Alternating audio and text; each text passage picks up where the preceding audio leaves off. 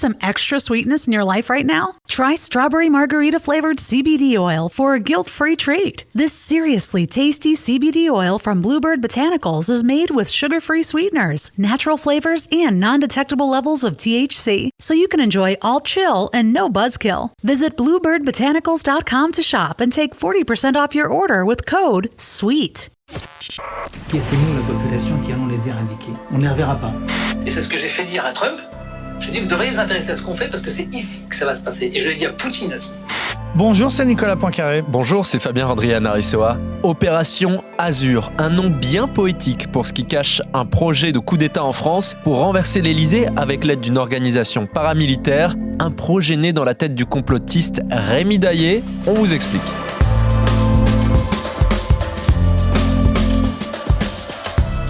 Voltigeur, grenadier, capitaine de région, c'est un projet de putsch extrêmement détaillé que projetait Rémi Daillé et son organisation. 3 bonnes raisons d'écouter ce podcast avec Nicolas. Alors, on va voir à quoi aurait ressemblé ce coup d'État. Rémi Daillé envisageait-il vraiment sérieusement de prendre le pouvoir ? On va voir que oui. On va se demander qui est cette grande figure anti-système, d'où sort-il, que défend-il. On va voir qu'il coche toutes les cases du complotisme. Et puis, la question, c'est est-ce que l'on a affaire à des doudingues ou à des dangereux terroristes ? Eh bien, un peu les deux. Expliquez-nous le monde. Un podcast RMC. Nicolas Poincaré. Fabien Rodrian-Arissoa. Rémi Daillé, si on ne traîne pas dans cette sphère complotiste, a priori, vous n'en aviez jamais entendu parler avant le printemps dernier et l'affaire de l'enlèvement de la petite Mia. Oui, c'est au printemps dernier qu'on a découvert donc cet homme de 55 ans avec cette espèce de petite moustache qui le fait ressembler un peu à D'Artagnan. Un homme qui vivait avec sa famille recomposée en Malaisie depuis 6 ans. Il avait donc quitté la France, il était très loin. Et au printemps dernier, les Malaisiens l'ont extradé à la demande de la France. Il est rentré. Pourquoi ? Parce qu'il était accusé d'avoir organisé l'enlèvement de cette petite fille de 8 ans, Mia, qui était confiée à sa grand-mère paternelle dans les Vosges. Et à la demande de sa mère, un commando d'une dizaine d'hommes avait enlevé la fillette pour la remettre à la mère. Finalement, tout le monde a été arrêté. Et encore aujourd'hui, une dizaine de personnes sont en prison pour cette affaire, dont Rémi Daillé après son retour de Malaisie. C'est là donc qu'on l'a découvert et puis qu'on est remonté un petit peu dans son curriculum vitae. C'est le fils d'un député, figurez-vous. Son père était député UDF dans les années 70-80. Il avait tenu des propos absolument épouvantables contre Simone Veil au moment du débat sur l'avortement en 1974. Mais bon, ça c'est le père. Le fils, lui, il a essayé de faire un peu de politique. Il s'est tourné vers le MoDem de François Bayrou. Il a été responsable départemental de ce parti en Haute-Garonne. Puis finalement, il a été viré. 1, parce qu'il avait quand même des idées très extrémistes. Et puis 2, parce qu'il avait enregistré secrètement une réunion du Conseil national du MoDem. Alors, il est anti-tout, anti-système, anti-vax, anti-avortement, anti-franc-maçon, il est royaliste, il est catholique. Il est surtout, c'est un peu son fonds de commerce d'ailleurs, contre l'école et pour donc l'enseignement à la maison. Il pense qu'il faut absolument pas mettre vos enfants à l'école parce que là-bas, ils vont tomber sur des pédophiles, sur des dealers, sur le gouvernement et sa propagande, sur les laboratoires pharmaceutiques qui empoisonnent nos enfants, etc., etc. Mais donc ça, c'est une conviction, mais au-delà d'une conviction, c'est presque son gagne-pain. Parce que quand il vivait en Malaisie, son boulot, c'était de faire des petites vidéos, des modules, en fait, pour aider les parents qui retirent leurs enfants de l'école à faire de l'enseignement. Donc du coaching à distance de ces parents qui éduquent leurs enfants. Voilà, en gros, de quoi il vivait. Et puis, parallèlement, eh bien, il développait toutes ces idées complotistes dont on vient de parler. Depuis son arrestation par rapport à l'affaire de la petite Mia, les policiers ont mené l'enquête et ont découvert un vaste projet de coup d'État en fait. Voilà, une opération qui s'appelait Opération Azur et qui consistait à essayer tout simplement de renverser le gouvernement. D'ailleurs, il ne s'en cache pas, Rémi Daillé, son objectif final, ça a toujours été de renverser ce gouvernement illégitime, ce gouvernement notamment qui nous empoisonne avec le vaccin, puisque c'est devenu aujourd'hui central dans son combat. Alors, l'Opération Azur, ça consistait à essayer de profiter un jour d'une grande manifestation, type Gilets jaunes ou anti-vax à Paris, d'envoyer des voltigeurs qui auraient semé le désordre, attaqué les forces de l'ordre pour fixer donc les forces de l'ordre, pendant que d'autres militants auraient pris d'assaut les principaux points du pouvoir en France, donc à Paris, l'Élysée, l'Assemblée nationale, le Sénat, le ministère de la Défense, et puis aussi un grand média, peut-être RMC et BFM TV, puisque effectivement dans le projet, il est prévu de prendre le contrôle de ce média pour pouvoir diffuser en direct le discours que Rémi Daillé, qui est entre-temps, auraient gagné l'Élysée, puisqu'ils auraient pris le contrôle de l'Élysée. Et donc, depuis l'Élysée, le nouveau président de la France, Rémi Daillé, aurait pu prononcer ce discours qui aurait été retransmis par ce grand média pris en otage, entre guillemets. Alors, raconter comme je viens de le faire, on se dit, OK, ce sont des malades mentaux, quoi. Ça paraît à la fois pas très sérieux et complètement irréaliste. Mais pourtant, ce qu'on a appris, notamment grâce aux informations révélées par Le Parisien, c'est que la DGSI a pris tout ça assez au sérieux parce que dans cette nébuleuse, dans ce groupuscule, dans les gens qui ont été arrêtés, il y a des gens tout à fait sérieux. Il y a un ancien militaire d'active, un lieutenant-colonel, qui recrutait des militaires en activité, des policiers, des gendarmes, des légionnaires. Il y avait des entraînements. On demandait aux nouvelles recrues d'aller démolir des antennes 5G, parce que naturellement, ils pensent que la 5G, c'est un poison, d'aller s'attaquer à des centres où étaient stockés les vaccins. Donc, des actions très concrètes. Il y a des gens qui ont été arrêtés avec des armes. Il y a une dizaine de personnes, à l'heure où on parle, 10-12 personnes qui sont en prison, dont certains viennent des milieux néo-nazis. Donc,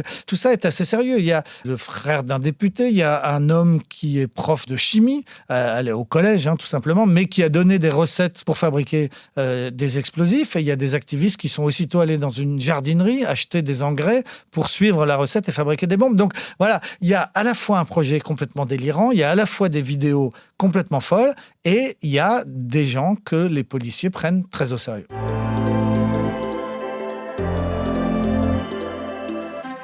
C'est vrai que quand on parle de cette histoire, ça peut faire doucement rire. On se dit ce sont des zinzins, il n'y a pas tellement de danger. Mais en réalité, quand on écoute un peu les vidéos que Rémi Daillé postait, c'est extrêmement violent dans le propos. Écoutez. Cette colère, elle va s'exercer. Et nous serons certainement dans un moment qui dépassera ce qu'on a connu en sévérité vis-à-vis des responsables. Car ce n'est pas eux qui vont nous éradiquer, c'est nous, la population, qui allons les éradiquer. On ne les reverra pas. Nous rétablirons le bagne, évidemment. Bien sûr que nous rétablirons le bagne, les travaux forcés, à vie. Toi, Nicolas, tu as eu l'occasion de parler avec son avocat. Qu'est-ce qu'il répond ? Comment est-ce qu'il peut organiser la défense de Rémi Daillé ? Alors, il reconnaît que ça va pas être facile. Jean-Christophe Basson, l'arbitre, donc c'est l'avocat. Il reconnaît que, dans le dossier, il n'y a pas rien. Il y a des gens, encore une fois, qui ont été arrêtés avec des armes, avec des listes de journalistes, avec les adresses personnelles des journalistes qu'il allait falloir intimider, voire plus. Enfin bon, il y a beaucoup de choses. Il y a une dizaine de personnes en prison. Il ne conteste pas qu'il y avait effectivement cet ancien militaire qui recrutait, que le fait qu'on parle de 300 militants déterminés, c'est effectivement ce qui ressort des conversations entre tous les gens de ce groupuscule, de cette nébuleuse. Ce que dit l'avocat, en revanche, c'est que Rémi Daillé n'en est pas vraiment le chef, que c'est beaucoup plus compliqué que ça, qu'il y a plusieurs petits groupes qui communiquaient entre eux, mais qui n'étaient pas sous les ordres de Rémi Daillé. Rémi Daillé, il vivait donc depuis 6 ans à 10 000 km de Paris, à l'autre bout du monde, en Malaisie, et d'après son avocat, il n'était pas l'homme qui fédérait tout ça. N'empêche que la DGSI, eux, ils ont les plans de cette opération Azur, qui avait bien pour but de mettre à la tête de l'État Rémi Daillé, donc c'est difficile de prétendre ne pas être le chef.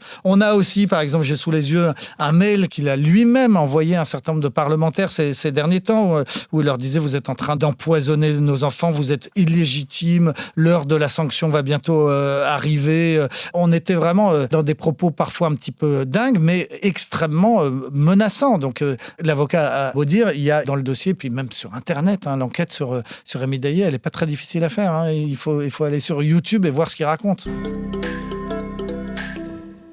Et ce qu'il raconte, c'est proprement hallucinant, comme cette fois-là, en avril, où dans une discussion en ligne avec un ex-assistant parlementaire qui s'est un peu reconverti dans le complotisme, Mike Borowski, le propriétaire du site La Gauche m'a tué, il affirmait avoir parlé de ses idées avec Trump et Poutine. Tu sais très bien qu'on doit changer d'époque.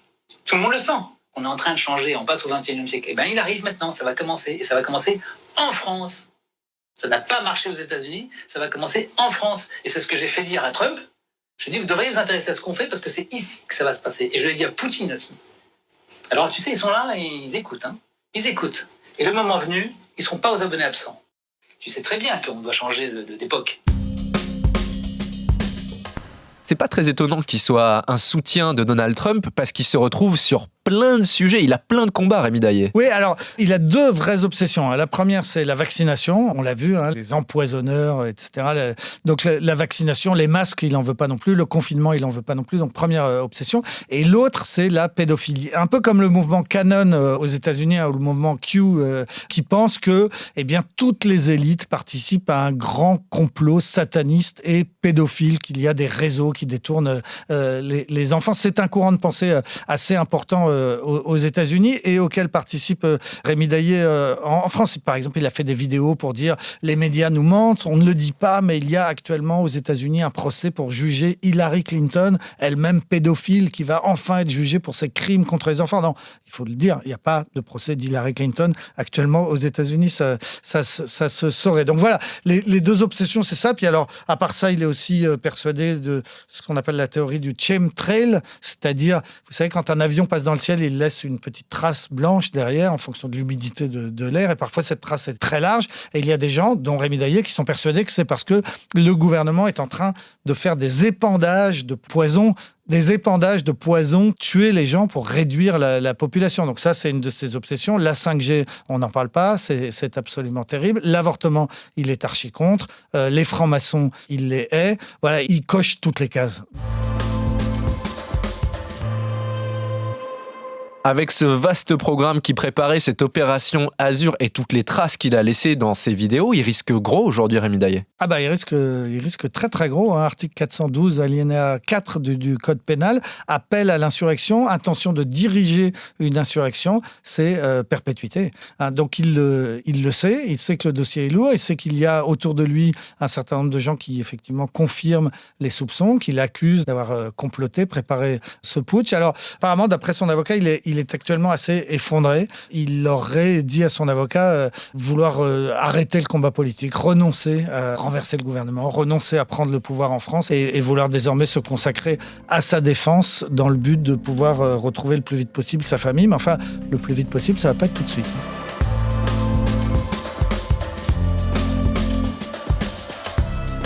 C'est la fin de ce nouvel épisode d'Expliquez-nous le monde. Merci à vous de l'avoir suivi. Si cet épisode vous a plu, abonnez-vous. Nous sommes sur toutes les plateformes de streaming, sur le site et l'application RMC. Parlez-en autour de vous. Prenez soin de vous. À la semaine prochaine. À la semaine prochaine, Fabien. Retrouvez Nicolas Poincaré dans Apolline Matin. Tous les jours à 6h20 et 7h50 sur RMC. Need some extra sweetness in your life right now? Try strawberry margarita flavored CBD oil for a guilt-free treat. This seriously tasty CBD oil from Bluebird Botanicals is made with sugar-free sweeteners, natural flavors, and non-detectable levels of THC, so you can enjoy all chill and no buzzkill. Visit bluebirdbotanicals.com to shop and take 40% off your order with code SWEET.